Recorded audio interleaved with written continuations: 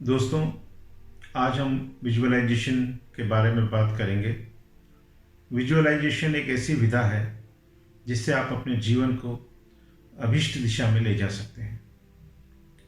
आप अपने चारों तरफ जो भी कुछ देख रहे हैं वो सब शुरू में एक विचार ही होता है। जैसे ये कप जिसमें आप चाय पी रहे हैं, या ये सुंदर घर जिसमें आप रहते हैं, ये पहले आपके मन में एक विचार के रूप में ही था।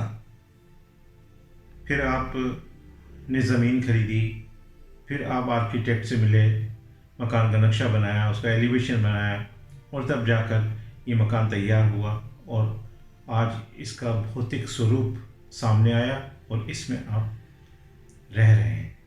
इसी तरीके से हमारा जीवन समय की पटरी पे निरंतर आगे बढ़ता रहता है, पीछे मुड़कर कभी नहीं देखता। इसे हम टाइमलाइन कहते हैं। आप इस बात को समझ लीजिए कि हमारे चारों तरफ जो कुछ भी है वह शुरू में एकमात्र विचार, एक ऊर्जा, एक तरंग होती है। यह समझना बहुत आवश्यक है। यही एक तरीका है जिससे आप समझ सकते हैं कि ऊर्जा ही पदार्थ में परिवर्तित होती है। जरा सोचिए कि एक हिप्नोटिस्ट आपको ये मानने के लिए बाध्य कर देता है आपकी हथेली में जो सिक्का रखा है वो बहुत गर्म है। उसी गर्मी से आपकी हथेली लाल हो जाती है, यहाँ तक कि आपके हाथ में छाले भी पड़ सकते हैं। यहाँ सिक्का सिर्फ विचार के द्वारा ही आपको गर्म लगने लगता है। यदि आपने सोचा होता कि आपकी हथेली पर रखा हुआ सिक्का ठंडा है तो क्या आपकी त्वचा लाल हुई होती? यदि आप ये विश्वास कर चुके हैं कि एक अमुक विचार से कुछ ही सेकंड में पदार्थ अपनी अवस्था को बदल सकता है, तो एक उपयुक्त विचार आपके ट्यूमर, आपके कैंसर की अवस्था में बदलाव क्यों नहीं कर सकता है? कई वर्षों से विजुअलाइजेशन के एक्सपर्ट कार्ल सिमोंटन यही बात साबित करने की कोशिश तो कर रहे हैं। लोथर हर्नाइस से उनकी शोध का बहुत सम्मान करते हैं। अपने कई प्रयोगों से कार्ल ने सिद्ध किया है कि कैंसर के वे रोगी अधिक समय तक जीवित रहे जिन्होंने विजुअलाइजेशन को सही ढंग से अपनाया। सिमोंटन अपने कैंसर के मरीजों को ये सिखाते हैं कि वे यह कल्पना करें कि उनकी WBC कैंसर कोशिकाओं पर आक्रमण कर रही हैं, उन्हें नेस्त नाबूद कर रही हैं। लेकिन लोथर इस तरह के विचार से सहमत नहीं है, क्योंकि पहले तो इस विचार में रोगी अपने ट्यूमर पर ध्यान केंद्रित करता है, जबकि लोथर ये मानते हैं कि मुख्य समस्या कुछ और है। ट्यूमर का महत्व द्वितीयक है। दूसरा, रोगी अपने शरीर में युद्ध का विचार मन में लाता है, जबकि वे 100% मानते हैं कि कैंसर के रोगी को संतुलन और तारतम्य की आवश्यकता है, न कि युद्ध की कल्पना करने की। लोथर ने कैंसर के सैकड़ों मरीजों से साक्षात्कार किया है और वे इस नतीजे पर पहुंचे हैं कि कैंसर का रोगी अपने ट्यूमर से सीधा सामना करने से हमेशा बचता है, लेकिन अपने स्वस्थ और सुखद भविष्य की कल्पनाओं में डूबे रहना पसंद करता है। हालांकि हर रोगी की अपनी अलग तकनीक होती है, लेकिन सबका अंत समान ही होता है, अपने सुखद भविष्य का सृजन करना। लोथर ये मानते हैं कि उनके 3E कार्यक्रम में सबसे अहम बिंदु कोई है तो वह आत्मदर्शन या विजुअलाइजेशन ही है, क्योंकि यदि अपना भविष्य हम सृजन नहीं करेंगे तो और कौन करेगा? आमतौर पर कैंसर का रोगी यह सोचता है कि उसके लिए सबसे मुख्य काम ट्यूमर को नष्ट करना है। जब ट्यूमर से मुक्ति मिल जाएगी तब वह कोई आध्यात्मिक उपचार अपनाएगा, लेकिन यह बहुत जोखिम भरा निर्णय है। यह बहुत ज़रूरी है कि रोगी ट्यूमर को खत्म करने के उपचार के साथ ही विजुअलाइजेशन से अपने सुखद भविष्य का सृजन भी करना शुरू करे। कैसे? यह शब्द भी बहुत महत्व रखता है, क्योंकि हम कई अहम निर्णय लेने में इस शब्द के कारण परेशानी में पड़ जाते हैं। यह शब्द हमें निर्णय नहीं करने देता। प्राय जिन लोगों ने कभी मेडिटेशन नहीं किया है या जिनके विचार आध्यात्मिक नहीं हैं, विजुअलाइजेशन के महत्व को नहीं समझ पाते हैं। इसलिए यह सोचने की गलती मत कीजिए कि यह आत्मदर्शन ट्यूमर को कैसे नष्ट करेगा, बल्कि मुझ पर और लोथर पर विश्वास कीजिए कि यह काम करता है।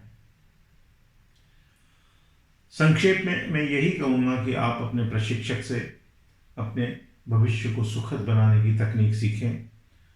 भूत या वर्तमान पर अधिक ध्यान देने की ज़रूरत नहीं है। लोथर कहते हैं कि यदि आप अपने भूतकाल के बारे में जानते हैं तो भविष्य को बदलना आसान रहता है। लोथर यह नहीं कहते कि रोगी को अपने भूतकाल के बारे में बिल्कुल नहीं सोचना चाहिए। आप उन्हें गलत मत समझिए। कैंसर के उपचार में भविष्य के सृजन पर पर्याप्त ध्यान देना आवश्यक होता है। अपने शरीर पर सकारात्मक प्रभाव डालने के लिए यह बहुत ज़रूरी है कि आप बिल्कुल शांत होकर विचार और सृजन करना शुरू करें। शांत होना पहली आवश्यकता है। इसके लिए आपको अल्फा स्थिति में आना ज़रूरी है। अल्फा शब्द का मतलब मस्तिष्क की शांत अवस्था है। जैसे ईईजी में मस्तिष्क की चेतना का चित्रण होता है, मस्तिष्क में शांत अवस्था में उत्पन्न तरंगों को अल्फा तरंगें कहते हैं। मन को शांत करने के लिए कई तकनीकें या मेडिटेशन सिखाया जाता है। इसके लिए कुछ पुस्तकें और डीवीडीज भी मिल जाती हैं, या आप शास्त्रीय संगीत सुनकर भी रिलैक्स हो सकते हैं। आप ओम के उच्चारण को 5 बार दोहरा कर भी रिलैक्स हो सकते हैं। जब आप शांति की गहन अवस्था को पूरी तरह प्राप्त कर लें, तभी आप कल्पना करना शुरू करो। आप सोचो कि आप एक शांत नदी के दाएं तट पर चलते जा रहे हैं। थोड़ा आगे चलकर आप दाईं ओर मुड़ते हैं। आपको नीला आकाश और हरियाली दिखाई देती है। हरे भरे पेड़ों के बीच एक सुंदर सा घर दिखाई देता है जिसकी छत लाल रंग की है। यहाँ आप अपने ड्रीम हाउस की कल्पना कीजिए। अब आप घर में प्रवेश करते हैं और एक सुंदर से स्नान घर में जाते हैं जहाँ एक शावर लगा है। शावर के नीचे खड़े होकर आप अपनी सारी नकारात्मकता को धो डालते हैं। इसके बाद आप सूर्य की सुनहरी धूप में बैठते हैं जहाँ कुछ ही पलों में तेज धूप आपके शरीर को सुखा देती है। इसके बाद आप एक स्क्रीन रूप में आते हैं। आपके सामने वाली दीवार पर 3 बड़े स्क्रीन लगे हैं। आप स्क्रीन के सामने एक सोफे पर आराम से बैठ जाते हैं। आपके हाथ में एक रिमोट कंट्रोल होता है। बाईं तरफ का स्क्रीन भविष्य के दृश्य बताता है, दाईं तरफ का स्क्रीन भूतकाल के दृश्य बताता है और बीच का स्क्रीन वर्तमान की स्थिति को दिखाता है। आपको जो भी कुछ समस्या हो, आप रिमोट से बीच का स्क्रीन चालू कीजिए। आप स्वीकार कीजिए कि आपके पहले भी कई लोगों को ये तकलीफ हो चुकी है। इसके बाद आप रिमोट कंट्रोल की मदद से बीच वाले स्क्रीन की तस्वीरों को भी छोटा कर देते हैं या फ्रीज का बटन दबा देते हैं। अब आप दाहिने स्क्रीन को चालू कीजिए। आप भूतकाल में देखिए कि क्या आपको पहले भी ये तकलीफ हुई थी। यदि हुई थी तो आपने इसका समाधान ढूंढ लिया था। आमतौर पर वर्तमान की चुनौतियों का समाधान भूतकाल में नहीं मिलता है, लेकिन यदि कोई तकलीफ जीवन में 2 बार घटित हो जाए तो भूतकाल में उसका समाधान ढूंढना बहुत हितकर होता है। अब आप रिमोट कंट्रोल की मदद से इस स्क्रीन को बंद कर देते हैं। अब आप शांत होकर बाएं स्क्रीन को चालू करें और अपनी समस्या का समाधान खोजने की कोशिश करें। ऐसी स्थिति की कल्पना कीजिए जहां आपकी समस्या पहले ही ठीक हो चुकी है। जैसे आपकी बाईं जांघ में एक ट्यूमर है जिसकी वजह से आप चल भी नहीं पाते हैं। तो अब आप कल्पना कीजिए कि आप दोस्तों के साथ स्कीइंग कर रहे हैं। आप बर्फ की चोटियों, सर्द हवाओं, दोस्तों के हंसने की आवाज़ें और आपकी तेज चलती सांसों को महसूस कीजिए। अब इन तस्वीरों को बड़ा करें, उसकी ब्राइटनेस बढ़ाएं और अपने शरीर पर इन तस्वीरों की छाया को अनुभव करें। जब भी वक्त मिले आप रोज स्क्रीन रूम में जाइए और स्वयं को स्कीइंग करते हुए निहारिए। अब आपको बीच या दाहिने स्क्रीन पर देखने की ज़रूरत नहीं है, सीधे बाएं स्क्रीन पर ही देखिए। आपका अगला कार्य अपने स्कीइंग के इस वीडियो को एक डीवीडी में रिकॉर्ड करना है। अब इस डीवीडी को अपने सामने एक टेबल पर रखे यूनिवर्सल वीडियो रिकॉर्डर में डालिए और इस रिकॉर्डिंग को पूरे संसार में रिले कर दीजिए। ये बहुत ज़रूरी है। इससे आपके सभी लोग आपके भावी उद्देश्य से अवगत हो जाएंगे। इस तरह अचानक दूसरे लोग जो आपकी मदद करना चाहते हैं आपके जीवन में आ जाएंगे। इसके बाद आप घर से बाहर निकलें और नदी के किनारे लौट आएं। 7 तक गिनती करें और विजुअलाइजेशन के सेशन का समापन कर दें। मैं जानता हूँ कि शुरू में आपको ये सब समझ से परे की बात लगेगी, लेकिन मुझ पर विश्वास कीजिए, जल्दी ही आपको इसके अच्छे परिणाम देखने को मिलेंगे। एक बात का विशेष ध्यान रखिए कि अंत हमेशा सबके लिए सुखद होना चाहिए। अपने फायदे के लिए किसी का नुकसान नहीं होना चाहिए। नदिया के किनारे स्थित आपके इस ड्रीम हाउस में कुछ और कमरे भी बनवा सकते हैं।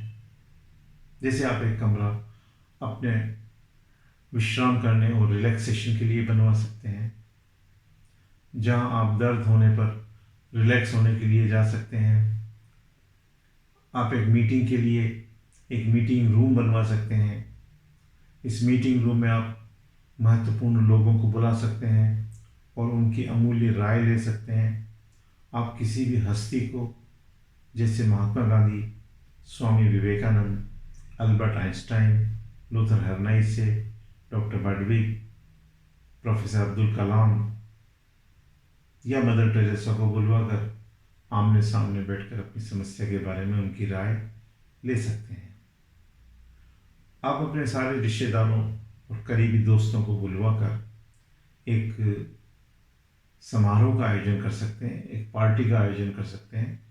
सब लोग आपके सामने कुर्सियों पर बैठे होंगे और आप मंच पर खड़े होकर अपनी स्कीइंग या अमरनाथ की यात्रा के अनुभवों को रोचक ढंग से बता रहे हैं। सारांश ये है कि कहानी में कुछ भी हो, आप स्वस्थ हैं और आपको स्वस्थ हालत में सब देख रहे हैं। इसलिए ये सब भी आपको अपना सुखद भविष्य बनाने में मदद करते हैं। एक प्रश्न अक्सर पूछा जाता है कि नदिया के दाहिने किनारे बने मकान में कितनी बार जाना चाहिए। वैसे तो कोई निश्चित नियम नहीं है, फिर भी इस बारे में लूथर कहते हैं कि जब भी वक्त मिले इस मकान में ज़रूर जाइए। यदि आपकी हालत गंभीर है तो आपको दिन में कई बार जाना चाहिए। विजुअलाइजेशन आपके जीवन में ज़बरदस्त परिवर्तन लाता है। इसमें कोई खर्चा नहीं होता, यह 100% काम करता है। आपको जब भी समय मिले आप विजुअलाइजेशन कीजिए और अपने सुखद और स्वस्थ भविष्य की कल्पनाओं में डूबे रहिए। तो दोस्तों, विजुअलाइजेशन की ये प्रेजेंटेशन ख़त्म होती है। आप इसे 2-3 बार देखिए, अच्छी तरह समझिए और इसको अपनाइए। इससे आपको बहुत अच्छे परिणाम मिलने वाले हैं।